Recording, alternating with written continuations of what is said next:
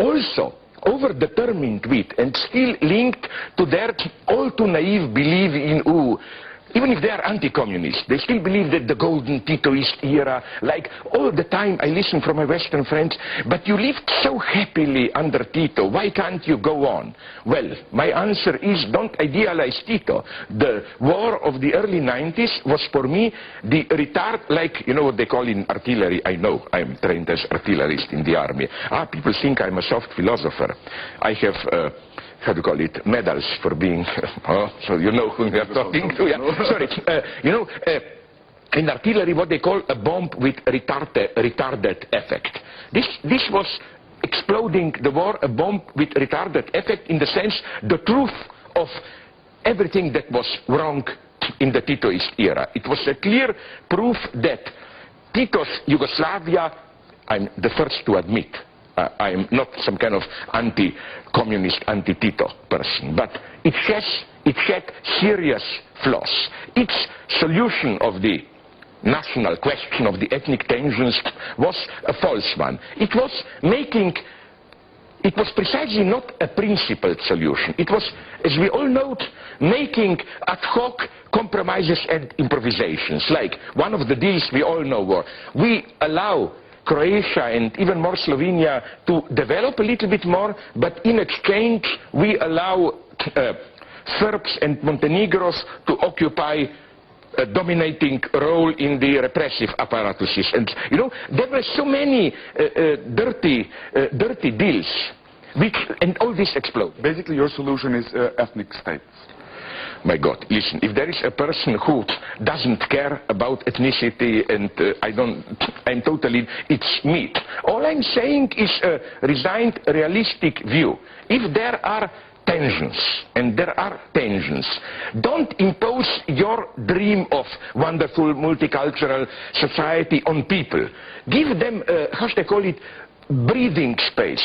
You know that I was very critical always of Serb intellectuals, but at a certain point when at the beginning of the Milosevic era tensions exploded between Slovenia and Serbia, after we supported you for your miners' strike and all that stuff, and then you remember Serbia broke all economic contacts with Slovenia, practically an act of war in the then Tadic, whom otherwise I don't like very much, he's one of those poets who should get out of the city.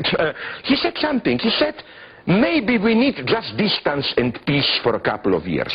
He got it, that when there is tension, don't push it. Don't say, but please go together, talk. Give people a breathing space. And I'm totally sure, seeing here how already, like, you can see Serbs on the street and so on, all that, you know, maybe you all need here this ritualized procedure, like, you know, the American Indians, in a politically correct way, called now Native Americans, which is the worst racism for me.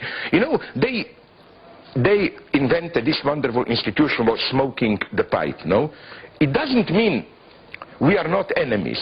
It means, let's relax, smoke, there is always time to fight later, and then even if nothing happens through time, all of a sudden you see the whole situation change. So again, this is what I see, unfortunately, as one of the crucial factors, this brutal imposition of another's vision. No, I'm not for ethnically clean states.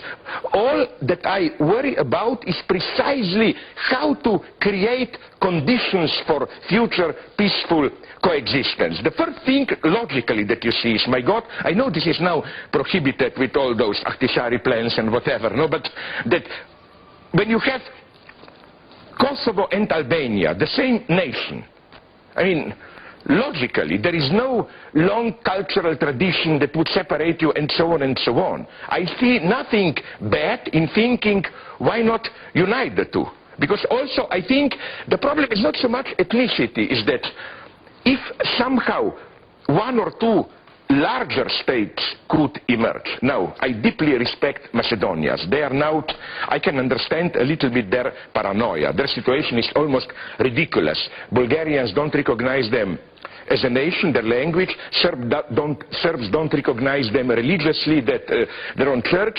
You want a little bit western part of them because it's your majority. Greeks take the name. No, so but like, what do they want? If they really want, as I hear, some kind of unification with Bulgaria, then I would be brutal enough to say that this kind of restructuring of larger Albania, larger United Macedonia, Bulgaria, with all the necessary friendly, not brutally imposed, small exchanges of territory here and there with Serbia. What is bad about it, my God? I'm a pragmatic here. I hate people who want brutally to impose their dreams, and then when the dreams don't function, they blame you, primitives. Like in that poster, you know, that poster, this is what the result, and I already made it public, would be for me, what's wrong with that poster, a dog and a cat, they can live together, why can't you? Where we all know that dogs and cats cannot live together. It's very bad racist example, that you need a lot of training to make them live together. And that's the truth, is that they treat you like spoiled, primitive, half-natural children who the benevolent Western trainers should teach to live together. So my answer to that poster would have been to move a camera 20, 30 meters back so that you see all the trainers and the whips who are controlling the cat and the dog. Let's move to a last question. What is the best way for Kosovo to find its way out of being an international protectorate? Act. Brutally, pragmatically act. Simply do things which maybe it will generate some resistance. For example, I would simply start opening borders with Albania de facto. You know, because the West likes so much these open borders. Okay, haha, here you have an open border then. And so, you know, a situation which will then enforce what you want. I would simply be very brutally pragmatic. The second thing is that I think it's very important for you now to focus not on this quick profit. The danger is that, the way I see it, that, you know, like your Prime Minister Hasim Tači used that metaphor, the Kosovo is child which is growing, getting big and fat. Yeah, but the danger is that then that 20 years from now, it will not be some kind of ridiculous big fat child, but still a child, no? Because the thing to do is, I think, for you, it may sound very reactionary even, but I think it's the best thing to focus.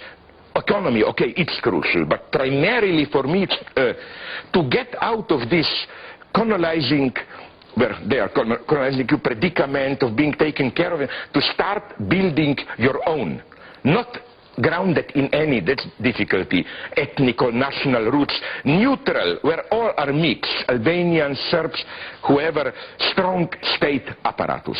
This is so important, because today, you know, you have this nice distinction, ethnicity state, you know.